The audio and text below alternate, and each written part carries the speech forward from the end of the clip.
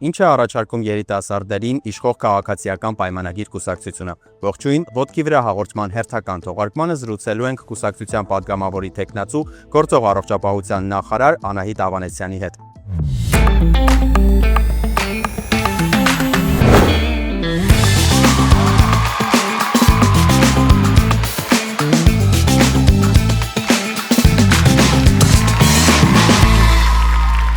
Կարդում ենք ձեր ծրագիրը, կետ ունեք առողջ ապրելակերպի մասին, որտեղ նաև ներառում եք ֆիզիկական ակտիվությունը։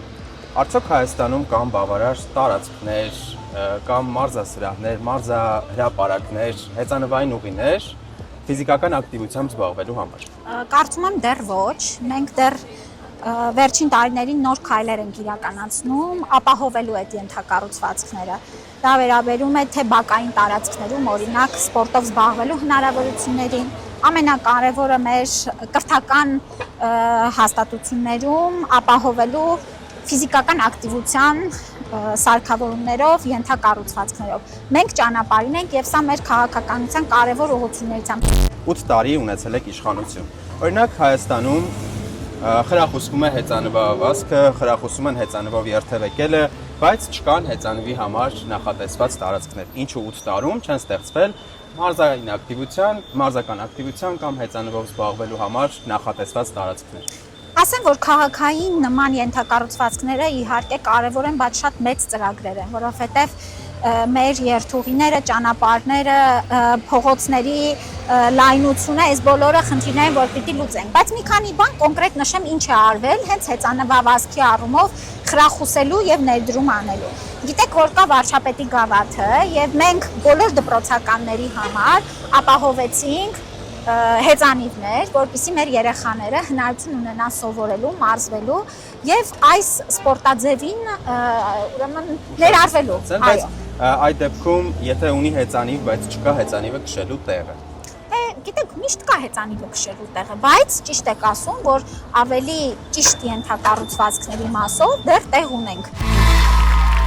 Facebook-ում, Instagram-ում նորմալիզացվում է, կարելի ասել, իրար վատ բան ասելը, կարծիքի համար հայհոյելը, նմանատիպ մեկնաբանություններ կամ հրապարակումներ, կարծում եմ դուք էլ հաճախ տեսնում եք։ Ինչ է արվում դրա դեմ պայքարի համար։ Նախ պիտի ընկալենք, որ սա արդեն իսկ նոր իրականություն է, երբ որ սոցիալական ցանցերը եւ արդեն իսկ արհեստական բանականությունը մեր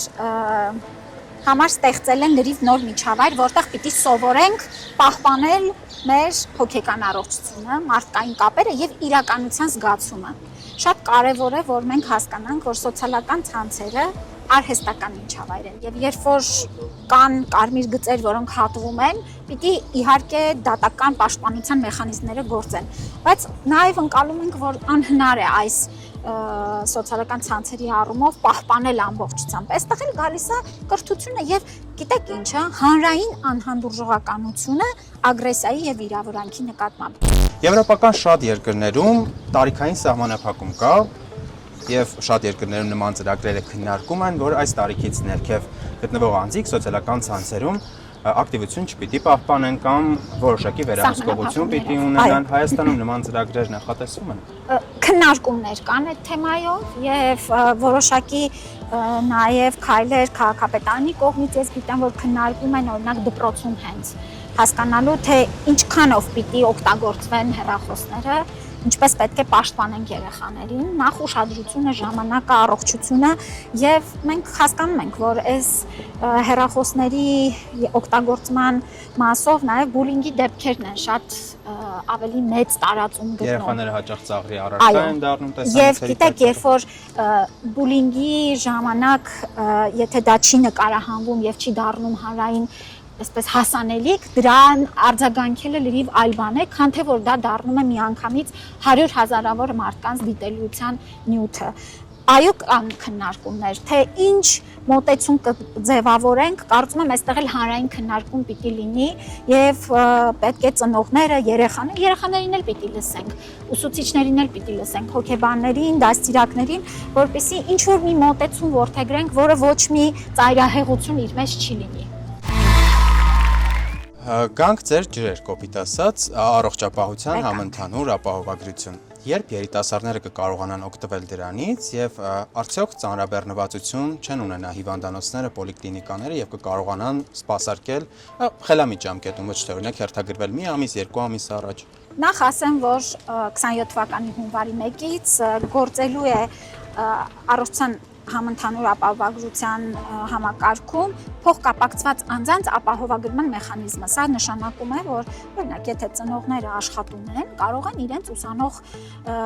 զավակներին եւս ապահովագրել, եւ սա այն ձևաչափն է, որ մենք պատկերացնում ենք։ Իսկ հերթերի մասով։ Իհարկե, մենք այսօր էլ ունենք դիմելիության աճ, բայց մենք նաև հասկանում ենք, որ տարիների ներդրումը ենթակառուցվածքների ընդլայնման մասով մեզ բավական մեծ հնարավորություն տվեց այդ աճը մարսելու եւ կառավարելու։ Այսօր մեր պոլիկլինիկաներում եւ պլանային բուժօգնություն ստանալու հերթերը գտնվում են լրիվ այն ստանդարտների նորմայի մեջ, ինչ որ պատկերացնում են։ Իսկ եթե թվականակը ավելանա, օրինակ երիտասարդների հոսք լինի, հաջորդի ոչ միայն երիտասարդների, այլ նաև օրինակ գյուղատնտեսական տնտեսությունների ներկայացնել։ Այսինքն 3 միլիոն, մենք 28 թվականի հունվարի 1-ին 3 միլիոն ապահովագրված անձ ենք ունենալու եւ հենց դրա համար ենք 3 տարվա մեջ ներդնում, որ հասցնենք այդ դիմելության աճին համահունչ նաև ընդլայնենք ենթակառուցվածքները, մասնագիտական հնարավորությունները։ Երբ տարեկիցներից, ուսանողների եւ երիտասարդների հետ խոսում ենք առաջին հաղորդման համար, հաճախ շեշտում էին տրանսպորտի հարցը, հատկապես մարզային տրանսպորտի հարցը, երբ որ ուսանողները ստիպված են լինում մի քանի ժամ տնից շուտ դուրս գալ, որպեսզի հասնեին դասի։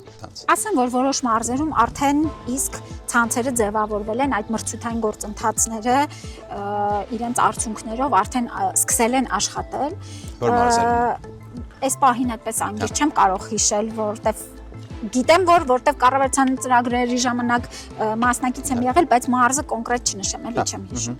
Գիտեմ, որ այո, ուսանողների համար նաև հենց ուսանողական տրանսպորտային միջոցների ապահովման գործում կարծեմ վերջերս հենց ուրեմն վաղաշաբաթ խոշորացված համայնքից էր, որ այս հնարավորությունը ստեղծվեց, ինչպես ասում եք, մենք հասկանում ենք, որ նաև մայրաքաղաքում ուսանելու համար մարզի բնակիչները պետք է այդ հնարավորությունը ունենան հասնել դասելու։ Այստեղ էլ այս խցանումների եւ հասանելիության մասով կարծում եմ ակադեմիական քաղաքի կոնցեպտը եւ ծրագիրը կարեւոր է նախ միավորելու կրթական հաստատությունները մեկ ամբողջական քաղաքի տրամաբանության մեջ։ Իսկ լինի ակադեմիական քաղաք։ Ակադեմիական քաղաքը արդեն իսկ այսպես միս ու արյուն ստանալու գործընթացի մեջ է եւ այստեղ մինչեւ 30 թվականը արդեն պիտի ունենանք կոնկրետ առաջին այսպես ձեռքբերումները։ Առողջապահության նախարարությունը ունի ծրագիր նպատակային ուսուցման եւ ֆինանսավորման բժշկական ֆակուլտետներում ուսանելու եւ հետո մարզերում աշխատելու մի ծրագիր, սակայն սուբսիդավորվում է միայն վարձը։ Բայց այնտեղ այլ ծախսեր կան բնակվելու, սնվելու, տրանսպորտի, կոմունալ կենցաղային նմանատիպ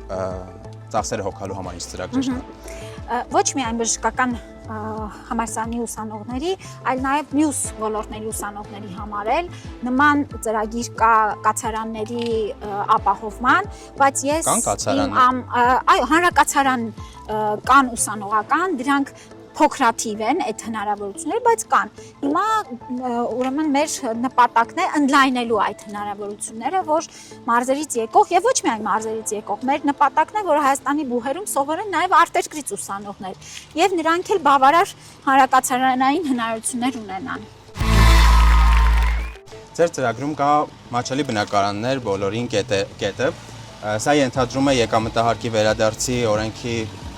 հետ բերում, թե ինչ է ենթադրում։ Նախ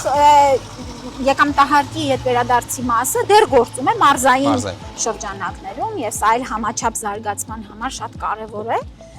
եւ կարծում եմ հաջորդիվ սոցիալական բնակարանաշինության մասով մենք ունենանք արդեն նախաձեռնված ծրագրեր, ինչպես ասացիք, ներառված է այդ կետը եւս մեր նախընտրական խոստումների մեջ։ Հենց երիտասարդների բնակապահովման մասով էլ վստահ եմ, որ կլինեն սպეციფიկ որոշակի առանձնահատկություններ նախատեսող լուծումներ։ Ծրագրում ունեք կետ, որ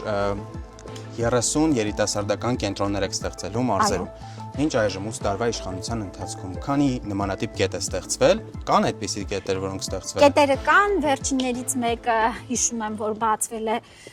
վարչապետի նախորդ այցերից մեկի ընթացքում, չեմ հիշի, որ քաղաքում, որ մարզում էր, բայց այո, կան եւ ակտիվ ընդլայնման փուլում են գտնվում եւ շատ ուրախ եմ, որովհետեւ մարզերում երիտասարդական կյանքի աշխուժացումը, նրանց համար հետաքրքիր միջավայր ապահովելու հարցը շատ կարեւոր է, որովհետեւ երիտասարդների համար սա շատ կարեւոր հանգամանք է որոշում կայացնելու որտեղ են բնակվելու։ Ոչ միայն Հայաստանում, ամբողջ աշխարհում նախընտրական կետերը, խոստումները սովորություն ունեն չկատարվելու։ Ինչ երաշխիք կա, որ կետերը, որոնք նշել եք, կատարվելու են եւ օրինակ կանխատեսում ունեք, թե եթե ընտրվեք հաջորդ պաշտոնավարման 5 տարում ծրագրի ինչքան մասը կարող եք իրականացնել։ Շատ կարևոր հարց եք բարձրացնում, որովհետեւ այո, նախընտրական շրջանում խոստումները առատ են եւ շատ մեծ են։ Այստեղ էլ ինչպես պիտի որոշում կայացնել, ում վստահել։ Պիտի նայես նախորդի վարածը, շատ կարևոր է։ Մենք ըստ էության մեր կառավարության ծրագրում խոստացված ծրագրերի գերակշիռ մեծամասնությունը իրականացրել ենք մեր ոլորտում եւ կատարողականն էլ շուտով կներկայացնենք, իրացրել ենք այն խոստումները, որը տվել ենք եւ սա է հիմքը, որ մեզ վստահեն, որ հաջորդիվ եւս մեր խոստումները անելու ենք։ Ես ուզում եմ նշել օրինակ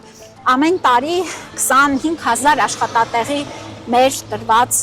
ուրեմն խոստումը։ Նախորդիվ արդեն մոտ 300,000 աշխատատեղ ենք ստեղծել, հաջորդիվ եւս ստեղծելու ենք եւ սա այն տնտեսական ծրագրերը, որոնք ունենք եւ TRIP-ը իր ամբողջության մեջ շատ կարեւոր է երիտասարդների համար որպես նոր հնարավորություն։ Ամփոփելով, ինչու երիտասարդները ընտրեն ձեզ։ Որովհետեւ երիտասարդների համար խաղաղությունը կարեւոր է,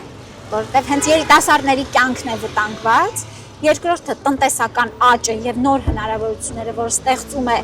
խաղաղության խաչմերուկը, TRIP-ը, ապաշրջափակումը, տեխնոլոգիական զարգացումը եւ իհարկե այն միջավայրը ջերմ, սիրող, հաճելի, մշակութային, որը այսօր Հայաստանում ձևավորվում է։ Շնորհակալություն։ Զրուցում ենք քաղաքացիական պայմանագիր կուսակցության падգամավորի տեխնացու Անահիտ Ավանեսյանի հետ։ Միացեք մեր YouTube-յան ալիքին, կհանդիպենք։